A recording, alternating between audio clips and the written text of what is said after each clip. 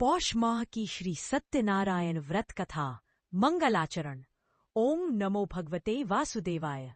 श्री सत्यनारायण भगवान की जय।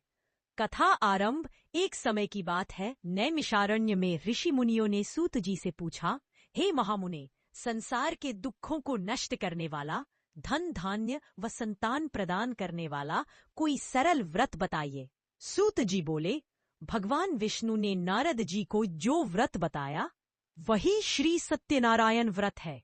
यह व्रत विशेष रूप से पौष माह में करने से अत्यंत पुण्यदायक होता है। दिस इज प्रथम अध्याय। निर्धन ब्राह्मण की कथा।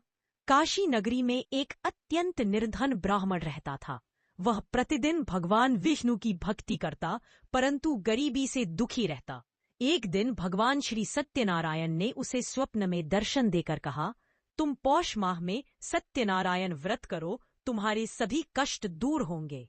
ब्राह्मण ने अगले पूर्णिमा के दिन विधि पूर्वक पूजा की। कुछ ही समय में उसकी गरीबी दूर हो गई और वह सुखी हो गया। द्वितीय अध्याय। साधु और उसकी पत्नी। एक धनवान साधु व्यापार के लिए जा रहा था। रास्ते में उसने ब्राह्मण को पूजा करते देखा और व्रत का महत्व जाना। साधु ने संकल्प लिया, परंतु घर लौटकर पूजा करना भूल गया। परिणाम स्वरूप उसके व्यापार में भारी हानि हुई।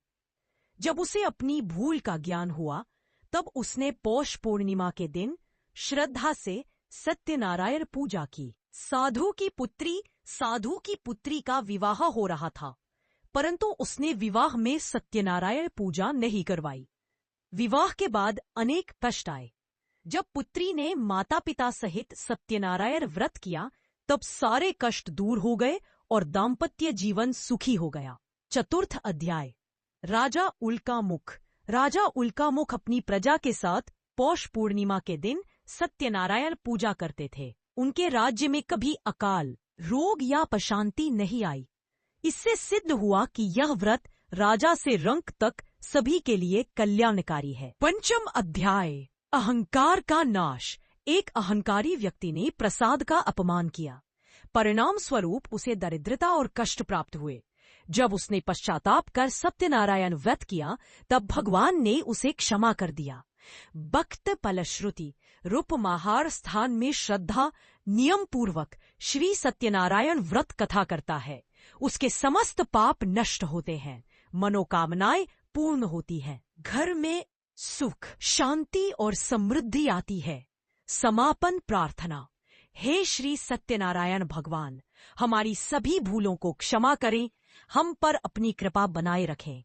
ओम नमो भगवते वासुदेवाय। इति श्री सत्यनारायण व्रत कथा संपूर्ण।